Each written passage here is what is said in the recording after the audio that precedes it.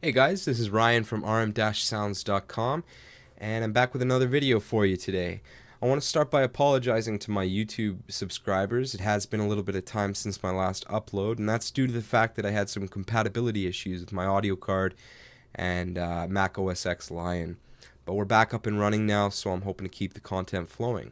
Starting with a big one today. I'm going to call this video 3 Ways to Slice and Dice in Ableton. And that's referring to chopping breaks. Everybody in electronic music likes to chop breaks at some point or another. And I'm going to show you 3 ways that I've come across to do it in Ableton that each has a slightly different twist to it and has a different application depending on what kind of sound you're going for. So the first thing you want to do is pick a break. I'm just going to go with a common one, the funky drummer. Because everybody knows it, everybody loves it. And what I'm going to do first is I'm going to start by cleaning it up a bit. I'm going to take away the little gaps at the beginning and end of the audio file to get a nice clean loop. So if I loop that, sorry, I'll turn the metronome off. So now I got a nice good transition from the end of the loop to the beginning. So I'm going to consolidate that by pressing Command J, and that takes away any extra stuff at the beginning and end. The next thing I'm going to do is I'm going to try and get this loop in time. And the importance of this is because the first technique I'm going to describe, or I'm going to go over, is slice to Midi. And slice to Midi works on an unwarped pitch and tempo of an audio file. You do have to warp it, but if you warp it and then change your time, and I like to work in repitch warp mode and everything, you get it sounding the way you like it, and then you do slice to Midi and it sounds completely different because it will slice each slice back to the original pitch of the audio file. So what you have to do is get your pitch and tempo in time beforehand, if that makes any sense. I'm just going to go with it and you'll figure this out. So what I'm going to do is I'm going to say set 1-1 here, and this is a 1-bar loop, so I'm just going to drag it like that, and it's not really necessary, but we'll just make sure our loop bracket is all done up. And now if I fire up the metronome and hit play, I do have this set to repitch warp mode. That's my favorite. You can use other ones if you'd like, but I like repitch because it preserves all the artifacts of the audio file. You're not screwing around with time stretching or anything like that. You're just changing the pitch based on your speed. So if I click play, it should be in time with the metronome. So that's good. Let's just say we're going to work at 138 BPM. I'm going to Command J consolidate one more time.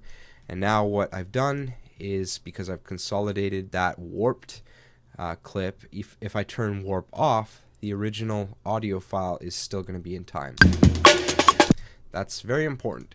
But now I'm going to turn warp on again, and as a lot of you have probably experimented with in the past, you know that slice to new MIDI track is found by right-clicking in the sample window. And I'm going to select transients. That means it will make a new slice on every single triangle that you see in the warp sample page. And there are other options. You could do it by actual warp marker that's been activated. You could do it in a time increment, but I like transient. And I'm going to do built-in, and we'll do built-in just regular because I do like to program in velocity. So now that that is all done, I've deactivated that other clip, so we're not hearing that. And now you can see that it has made it out to a slicing preset here, and you have 16 hits, one on every single transient. If I click on this, you can see the first pad is assigned to the very first kick. Second one is looks like a hi-hat in there, another kick, another hi-hat, snare, and it just keeps going across. So it's very, very convenient. This was introduced in Ableton Live 7, and it is essential to a lot of hip-hop and electronic music. So now if I play these out, whoops, I am transposed way up. If I play these out,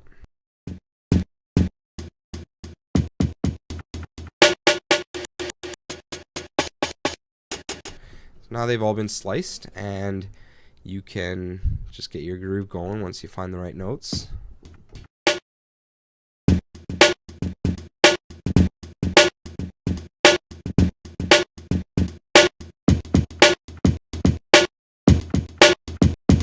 There you go. So at this point, what I do is I hit delete on the factory loop because I don't want that anymore, and I'm going to insert a new Midi clip.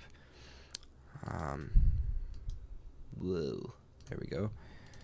And you can just start drawing in your programming. So say you want to do, I think that's where the snare was. Do. Very boring and bland, but this is something that it takes a lot of time to get a good quality break sound happening, and I'm not going to spend all that time right now. But start getting a few extra hits in there, start playing around with velocities. Velocity is very, very important.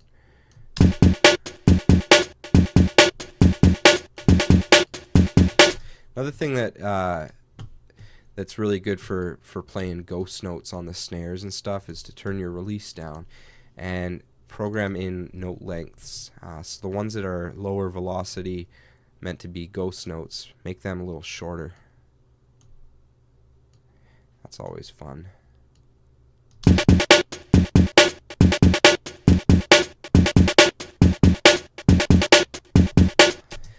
Get a little roll in there or something.